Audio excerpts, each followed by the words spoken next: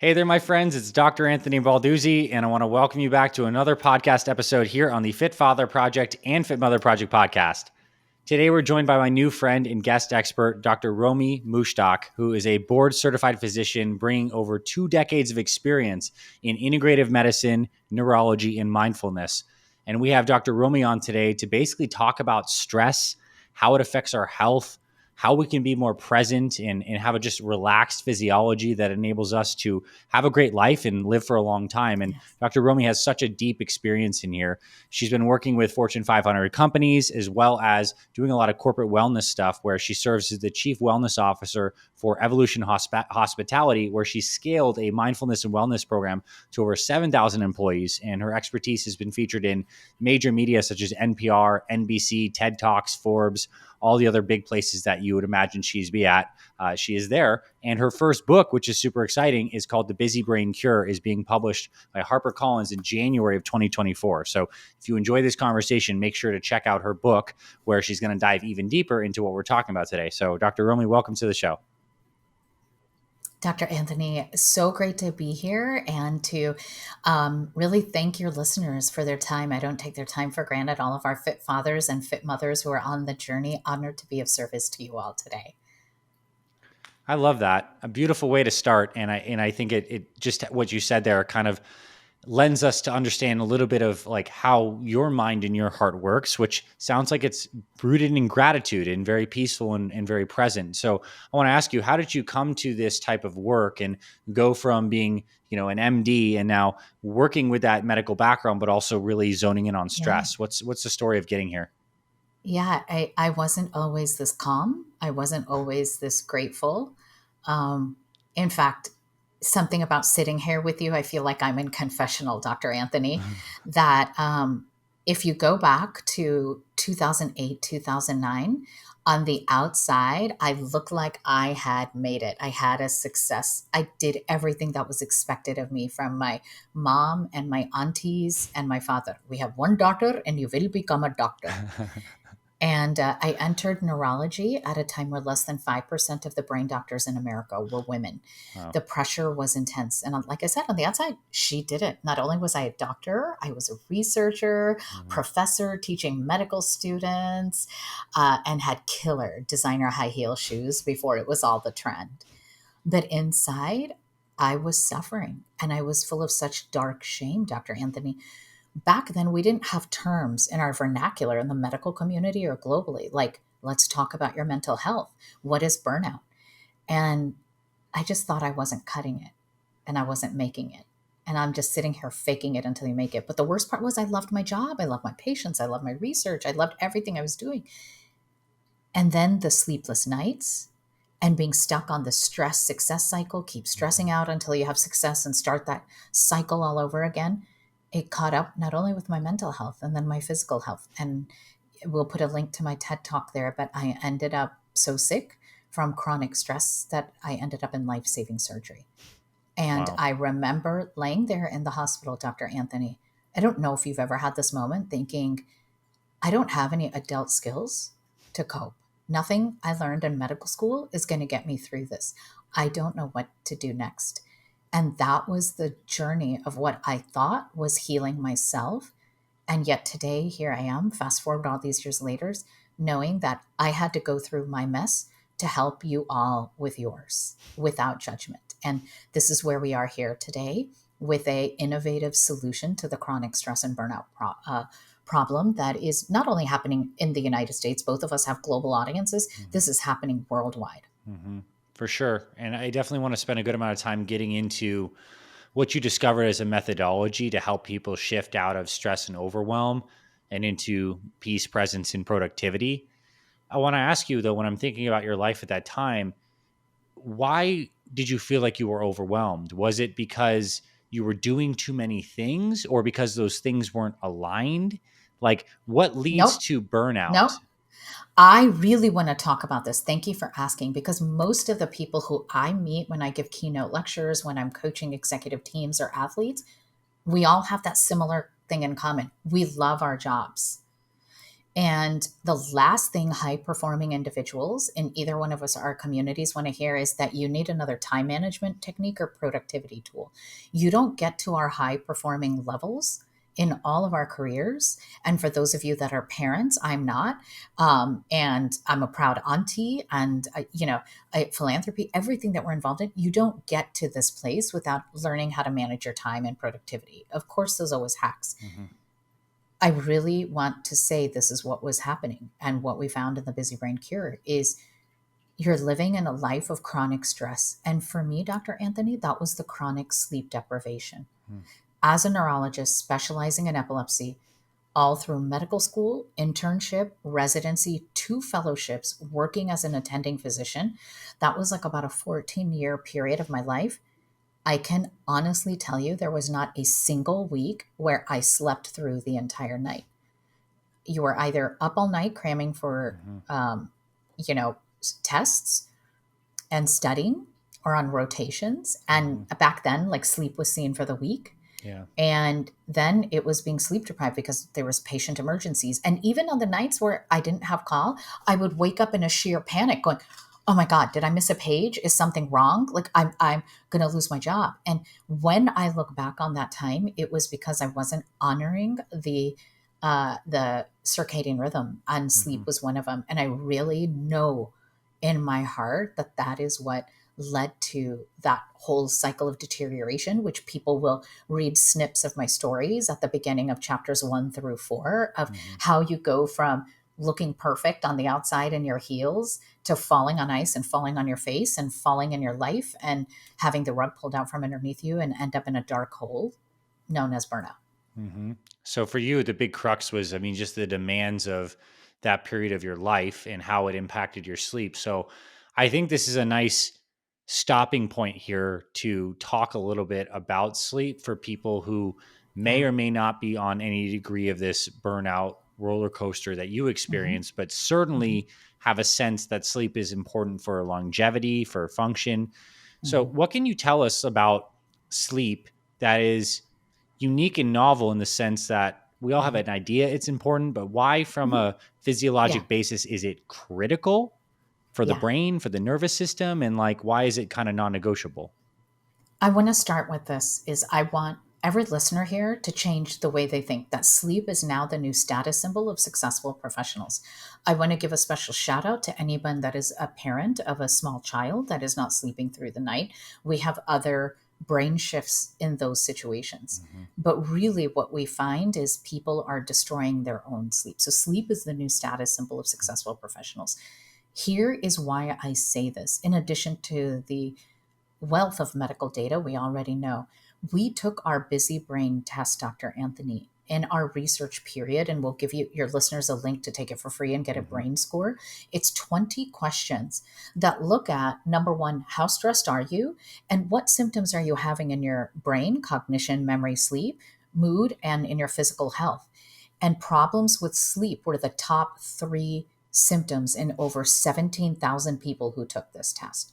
Wow. So we know when you're chronically stressed, there is a pattern of neuroinflammation that I now call the busy brain, a pattern of hyperactivity that happens in your hypothalamus, the place that your circadian rhythm is modulated.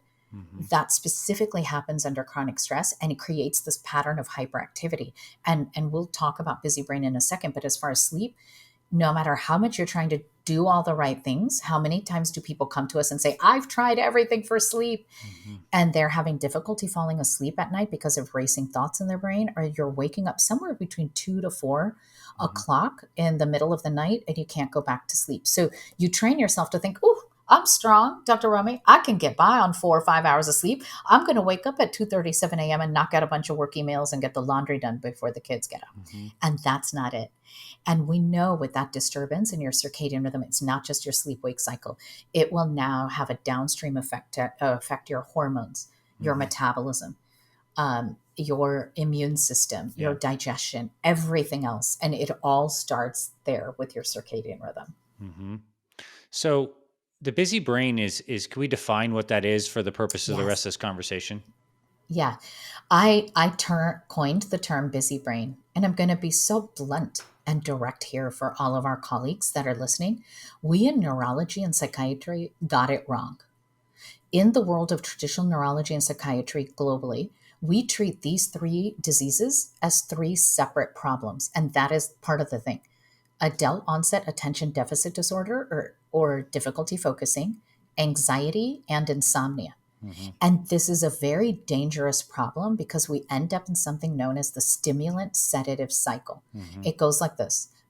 Don't let me start my day without a venti cafe latte. And I'm going to tell you that it was just coffee, Dr. Anthony, but really it was 3 energy drinks. Mm-hmm. And I still can't focus. And I'm getting low level anxiety at work or managing home life. So I'm going to keep chugging the caffeine. Mm-hmm. And now you're stuck in anxious analysis, multiple browser windows open in your brain, on your computer. And you want to sleep or rest and unwind at night with loved ones, but you're wired and you're tired and you put your head down and you can't shut off the racing thoughts. And as I said, you wake up in the middle of the night. And so what happens to take the edge off at night? You need a sedative like alcohol Mm-hmm. or a prescription sleeping pill. Mm-hmm. So we in Western medicine have contributed to the problem because if people couldn't cope with coffee during the day and alcohol at night, we're giving them excessive amounts of prescription stimulants like Ritalin or Adderall and sleeping pills at night. And that is the busy brain. And we find it is more common in high achieving professionals. And you and I are here to say, I want you to succeed. A 4-hour work week is not for my community. Mm-hmm. And I know from listening to your podcast, not for yours. Mm-hmm. We are hardworking individuals, but we can succeed without stressing ourselves out and break that stress success cycle. For sure. And I think it's something that we become so subtly disempowered by feeling like we need to regulate our nervous systems externally to cope with all of this. And we become trapped in it. I totally get that. And now I'm wondering in your protocol, and I kind of want to go shift into the brain-shift protocol and talking about the methodology that you heal this. How much of it is physiologic, which may be taking something like magnesium or melatonin or breathing, and how much of it is just how we're relating to the things in our life in terms of maybe more of a meditation, mindfulness style practice that reframes our relationship to a work stress? I imagine it's all of the above. Please speak into that, and of course, the protocol itself. It's deeper than that. It involves that and deeper than that. And I'm going to pull back at the 30,000-foot view, if I may, Dr. Anthony. Please. Is prior to the pandemic, I was lecturing on mindfulness and meditation in corporate America and these kind of protocols and as it would lead to emotional resilience. So to your great point of how we're reframing and coping with the stress that's coming at us. Mm-hmm. But then something happened during the pandemic. And that was that our brains collectively as humanity reset, that we're at a chronic stress. We're no longer acute stressor. I'm going to come down to the brain channel of calm and neutral and go back up and down. Mm-hmm. We're chronically stressed. So we're on high alert. We're in like this dopamine edge all the time, seeking that next high, checking off something from the to-do list. And so my community very quickly was like, don't tell me to eat berries and breathe and tell me everything's going to be just fine, because that no longer is working. Help. So we were forced in the pandemic when we had to reset virtually and do virtual presentations now to collect all this data with the busy brain test. And I kind of got bored and Netflix isn't my thing. And I was now at home and not flying all over the country speaking. Mm-hmm. And I dug deep into the psychoneuroimmunoendocrinology literature. You're shaking your head up and down. For other people who don't know this, if I had free time, I would go back and get a PhD in this. Mm-hmm. Psychoneuroimmunoendocrinology. Psycho is your mood and your thoughts. Neuro, how it changes the structure and function of your brain. Endo, how all of that will change all the hormone systems in your brain and body. And immunology, how that affects your immune barrier in every organ system. And so I needed to, 1, identify the inflammation, which we did, and where it was. And then 2, how do you get down to the root cause of it? And by the way, it's going to be different for you and different for me and different for someone else that's listening. So I needed to create something that was individualized, but that we could give at scale in corporate wellness programs. So that's what the BrainShift protocol is. So yes, while there are elements of mindfulness based techniques in there. When people say, I can't shut my brain down and meditate, Mm-hmm. it's a lot deeper, and we can dig into that. But I really wanted to make it clear that the old paradigms that we talk about stress management were really for acute stress. They no longer fit the way the brains are rewired in this world of overstimulation, trauma, bad news 24/7 in the Right. news cycle. And that's what this protocol is disrupting all of it. Nice. I think that's a perfect segue for me to ask. Mhm. Let's get into the BrainShift protocol and some of the key Yes. components of that. Yes.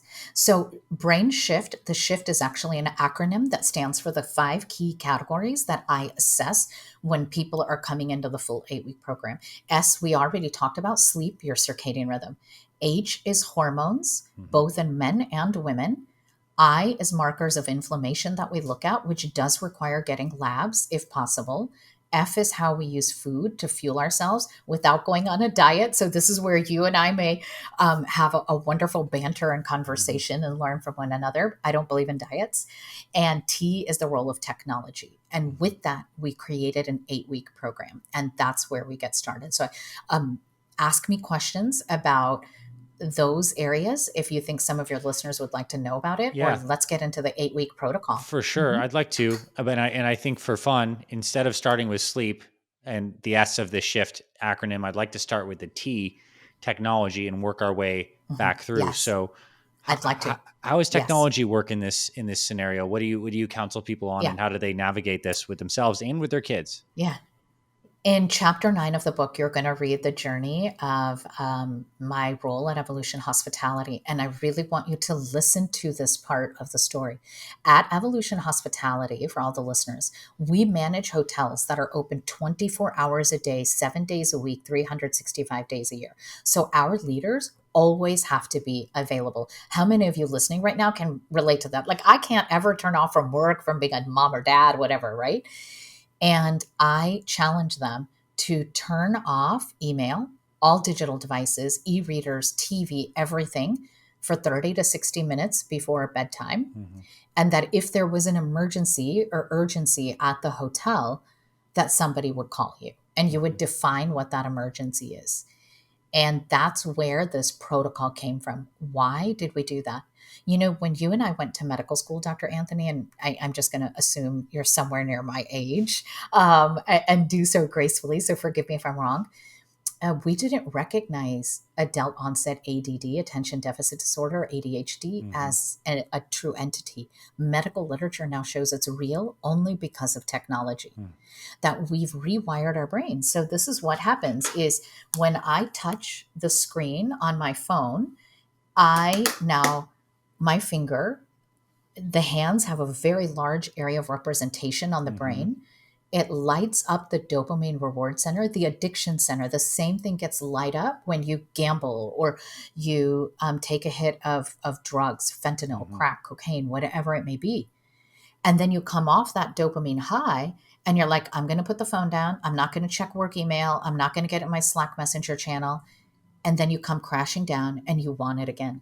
Mm-hmm. And this is disrupting the attention network in the brain. Mm-hmm. So our use of technology is feeding into adult onset attention deficit disorder.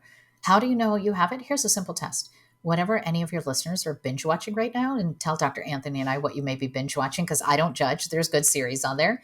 Um, can you watch a 30 to 60-minute episode without picking up your phone, laptop, or e reader and Googling something else or getting on Instagram? Can you just focus on one device and one thing at a time? And that's a really good test. And so that's where the T, the role of technology, comes in. And that the light from the devices at night, on top of the constant stimulation during the day, is now disrupting that circadian rhythm. So we go back to the eyes connected to the hypothalamus. And at night, when your brain and my brain are trying to be calm and be present and go into restoration rest mode, it's now saying, "Ooh, Dr. Anthony, wake up, start stressing and obsessing again. Ooh, Mm-hmm. you got too much to do. What are you doing trying to sleep?" And that voice of judgment comes back in. Mm-hmm. And in the book, you hear when I have a busy brain, the voice of judgment is my Indian aunties. I don't. Do you have any of that that thought loop that happens, Dr. Anthony, to you if you have a busy brain? The voices. Yeah, it's for sure. When I have a busy brain, that definitely Yeah, happens. same.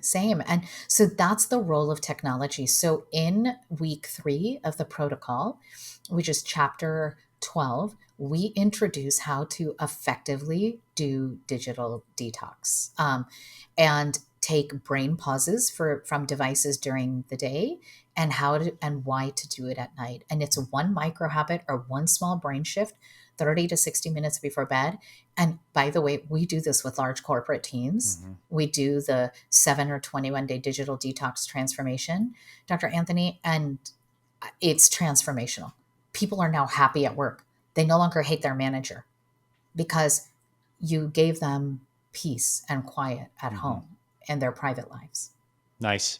I think that's Yeah. great. And I think what people can Yeah. take from that is applying that Yeah. evening boundary to technology, maybe Hmm. even a weekend phone detox, or just even test yourself to see how much you do pick up the phone Well, during a and show that you well, might it's be not watching. just the phone. It's not just Yeah, the phone, Dr. Anthony. Remember, it's our laptops, it's sure. our e-readers, it's the smart TVs. It's everything. Yeah. It's everything. We really need to do that. So we just ask 30 to 60 minutes. And I want to speak to your fit mothers. If Hmm. anybody is breastfeeding or nursing, one of the things I found in studies is it's easy in the middle of the night. You're half asleep. You're nursing your child to pick Right. up the phone and mindlessly scroll.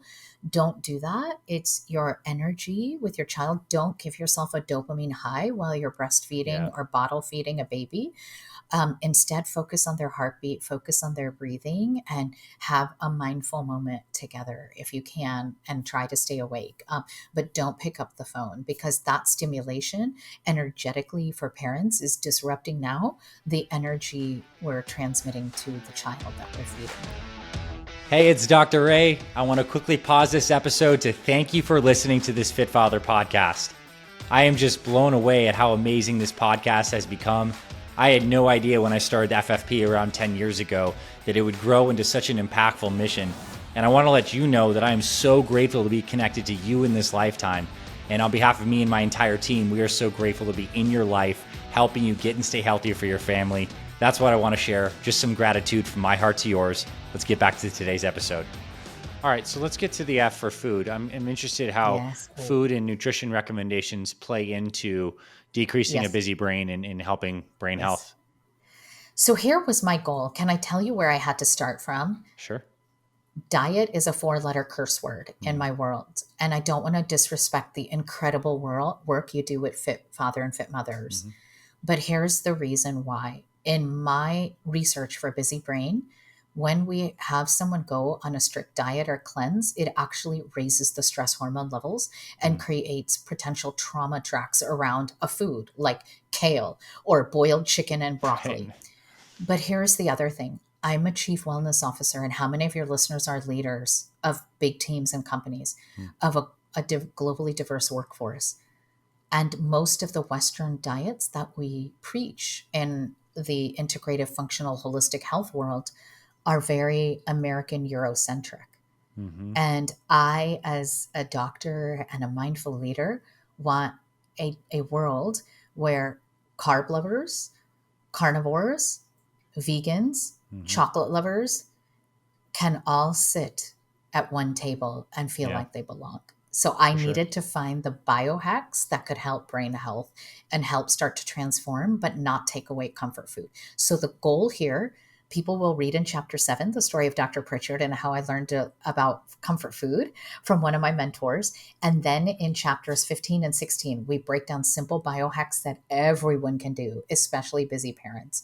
So the first one is we ask you to pick one or the other, but not both in an hour time span. You can pick caffeine, whether that's coffee or tea, or you can pick a high glycemic carbohydrate. So the white sugar, white flour, white Mm-hmm. rice, white potatoes, we don't take that away from people, believe it or not, right?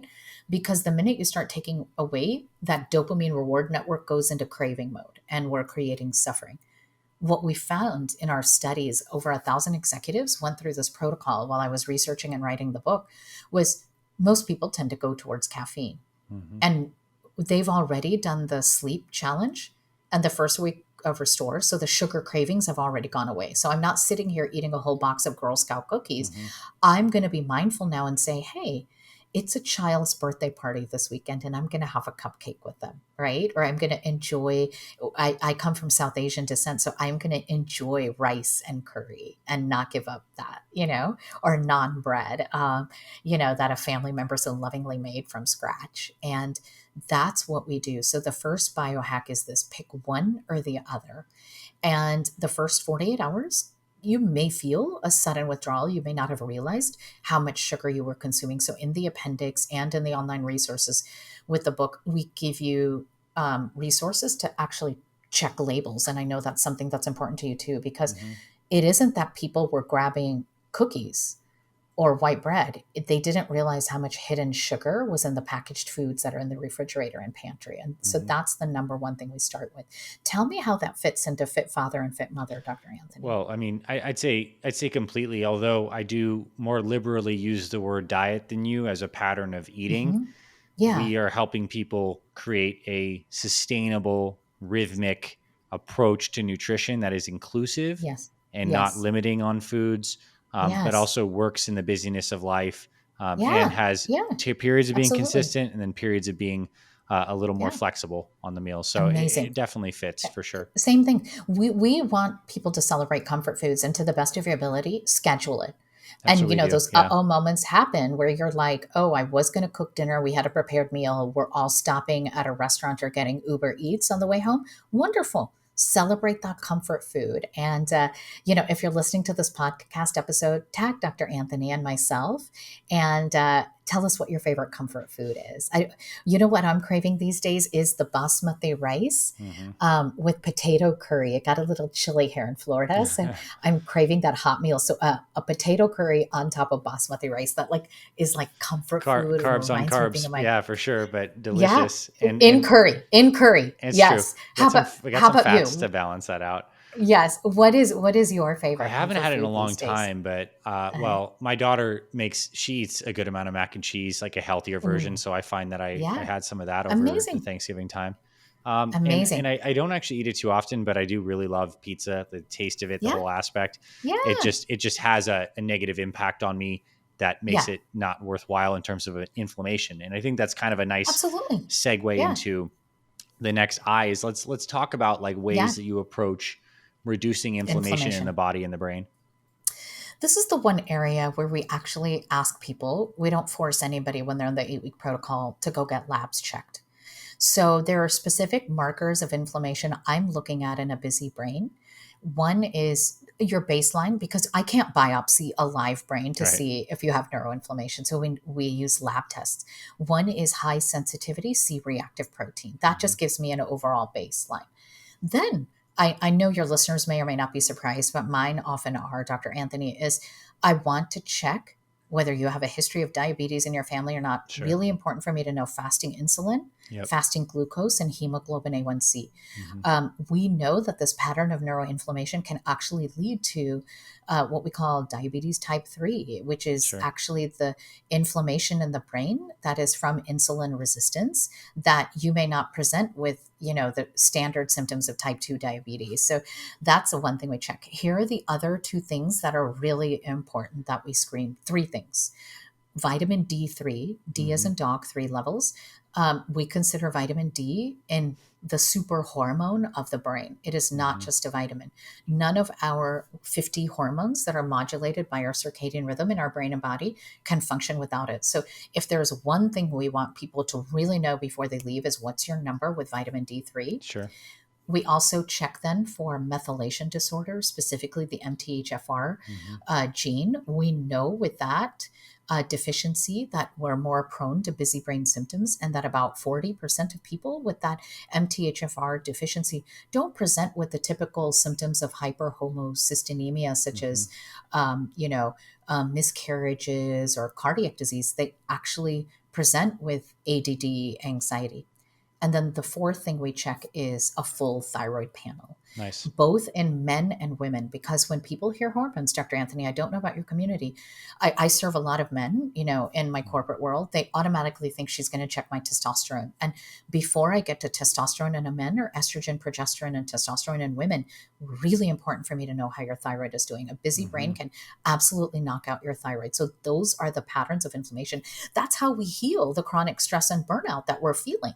Because you may have tried meditation, you may have tried the clean eating Dr. Anthony and I'm prescribing, you're like, something is still off. And that's what we're looking at. So to recap, we screen for methylation disorders, your vitamin D3 levels, and then a full thyroid panel. Nice. Yep. That sounds awesome. And the high sensitivity CRP. Yep. Yeah. Perfect. That's really cool. And that plays into how basically we're working with hormones. Like, what is your what is your take on melatonin as? I mean, primarily. I mean, you're going to say it's obviously super important for circadian rhythm, but also in supplement form. I'd love to hear your conversation about that. Yeah, this is not a popular take on things, but the research is what the research is. So first of all, melatonin is a really important neurochemical hormone in the brain that is naturally produced by the pineal gland. Taking it exogenously or as a supplement can actually, and most people, do more harm than we realize. So I offer melatonin. So let's backtrack. We were talking technology. You could take all the supplements you want, but if you're here with your some kind of device at night, you're actually telling your hypothalamus to stop producing melatonin and serotonin. So it's going to depress the levels in your brain just by the lights at night. But taking that supplement for more than 3 to 4 days can actually do more harm. It's now going to create a feedback loop in the brain that is going to tell the hypothalamus that she's got melatonin, stop making your own. Then the downstream effect is it can negatively impact growth hormone production, taking exogenous melatonin as well as estrogen in both men and women. So in women now we're seeing estrogen excess, and in men and women a lack of growth hormone. And this can all happen by chronically taking melatonin.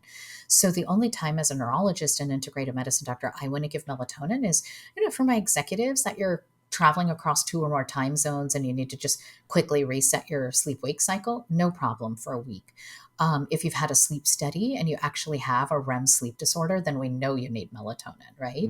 But for most people, we don't recommend melatonin in my world. Okay.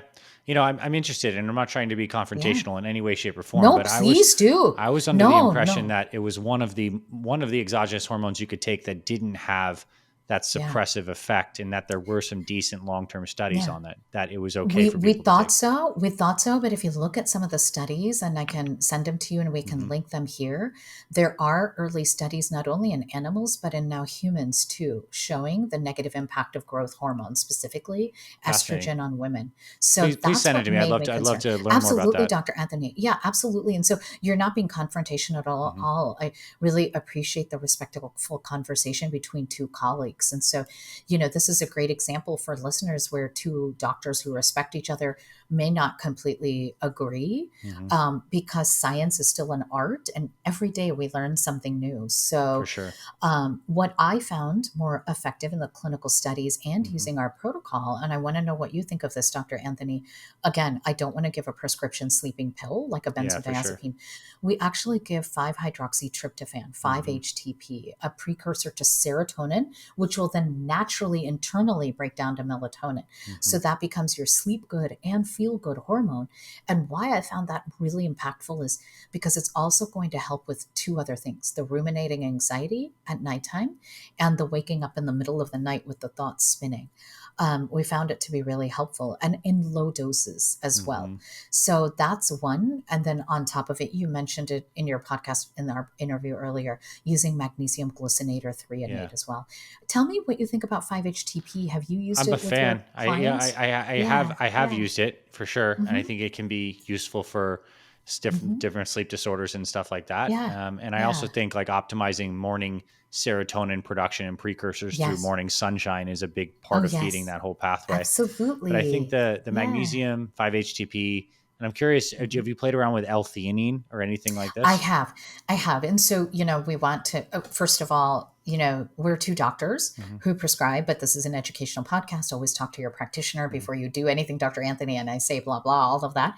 But if you are on a prescription antidepressant, anti anxiety drug that elevates serotonin, Hmm. such as Paxil, Prozac, Effexor, Celexa, all of those generic things, Hmm. be very cautious and don't take 5-HTP on your own unless you're Yeah. working with a doctor like Dr. Anthony and I who know how to taper one down and taper one up. So Hmm. in those cases, absolutely, I look at L-theanine as a potential alternative. Hmm. Here was what I needed to do in brain shifts. I needed the micro habits that we could scale that were based in science to the most amount of people. Yeah. So when I looked at the medical literature, 5-HTP seemed to help. And also why I like the 5-HTP, Hmm. there's a substantial amount of medical literature of it not only helping in insomnia, but at much higher doses for anxiety, major Hmm. depressive disorder, premenstrual dysmorphic disorder in women. So I kind of thought, well, there's a use here for a lot of people that may have other underlying mood disorders or hormone imbalances in women. Nice. That's cool. I'm glad you brought that to people's awareness that they can research that a lot more. So Yeah. where do you think, I mean, you wrote this book that's coming out, and by the time people hear this, it may already be out and people can find that on Amazon. Um, where do you feel like things are heading? Like, is this, I mean, you're a champion of this conversation that we need to really understand brain health and how this whole health body mind connection is so interplayed and it's so deep. What do you see happening in the next several years ahead to brain health in mostly Western countries? Like, where are we headed? Mhm. What does the future look like? Mhm. As well as the follow up question is a couple things that people can take away from this to start to improve it in their own families. We will. Let's start with your first one. It's so important, Dr. Anthony, is when I have a busy brain, I can look at what's happening in the world and feel darkness. But when you brain shift, you come to a place of hope. In mindfulness, hope is a positive emotion where you're deeply connected to your inner soul guidance and what you desire. And from that, you can build goals and all of that. Where the actual, as someone that is working in workplace wellness, we are still in a mental health crisis. And 72% of Americans are employed by some type of company, small, medium, large company. And the rates of burnout and mental health crisis continue to grow. So while the trends in brain and mental health may be talking about longevity and biohacking right now, I'm pragmatic. I'm on the ground with your Mm-hmm. listeners. We need to first heal the chronic stress and burnout with a different type of paradigm, and then have the cutting edge conversations that you Mm. continue to do about biohacking and longevity. Because otherwise, those things feel like a band aid or they're not working. You're trying to put, the square peg in a round hole. We need to really reset the circadian rhythm and calm down the neuroinflammation in the brain. And this is a pathway to do it. So Yeah. that's where I think So it's we're almost like heading. cultural, like Mhm. cultural calm down of the neuroinflammation of our collective It is. approach And to it's things. happening. And by the way, it's happening, Dr. Uh, Anthony. In 2018, when I was named Chief Wellness Officer, there weren't many of us around. And I was the first doctor named this role in mhm. corporate America. Now, after the pandemic, I'm actually part of a very large corporate think tank of chief wellness officers in global corporations. Mhm. Most of them are HR Mhm. professionals and senior leaders. About 10% of us are doctors, Mhm. MDs, DOs, Mhm. and psychologists. So I feel hope and that we are having these crucial conversations at work, that we have to think beyond the paradigms of here's a fitness plan at work or there's an employee assistance program, of what are we doing to change operations to promote well-being. And I feel hope in that. So yes, there is a reckoning because you see the data. Companies whose productivity, revenue are down, whose employees are quitting, it's directly related to a lack of a workplace culture that cares for their people. And when you have a workplace culture where you care for your people, companies are succeeding. So I do think, and I feel hopeful that corporations will actually drive a global conversation around Hmm. this. That you may tell me I'm pie in the sky, but I feel hope for that. Yeah, that's beautiful. No, I mean, I think Hmm. that's like positivity is going to be started through Yeah, positivity, and yeah. you're definitely on the ground. And it seems positive that and positive and powerful that corporations are Yeah. clearly having more chief wellness officers like yourself. Hmm. So to put a nice bow on this conversation, can you leave us with a couple key takeaways that you want Yes, people to be mindful of as they leave this absolutely. conversation and return back to their daily Yeah. lives? If you're curious, do I have a busy brain? The same test that we used in our research study, you can take for free, and we will put the link here in the show notes, or on my any social media, and get your brain score. Mm-hmm. And you'll be sent the first 10 days of the protocol, which is the S to reset your circadian rhythm that's in the book. So I would start from that. The Mm-hmm. second step I would tell you is have compassion for wherever you are right now. That is that. And I remember when I was going through my workup and I was burnt out and I lacked hope. I wish somebody, Dr. Anthony, had told me what I'm telling you and any listener right now that needs to hear this is trust that your brain is not broken, your mind is not a mess, and your spirit did not depart your soul. Just take it one brain shift at a time. Mm-hmm. And in our data, it was to start with the 7-day sleep challenge, start with the restoration of your circadian rhythm through sleep, and everything else will follow. It's beautiful how like foundational this is and how simple in a sense it can be, the Yes. path to Yeah. wellness. And Yeah. I am grateful that you're out there being such an encourager and a container for people to walk this Yeah. journey towards better brain health and a healthier culture. And again, Yeah. all of your links, drdrromie.com is going to be where you can take the brain score test as well as get the chapter of the book, and at Dr. Romie on social. And we'll have that linked in the show notes. So Dr. Romie, thank you. I appreciate this conversation today. I appreciate you and everything you're doing for your communities. Thank you.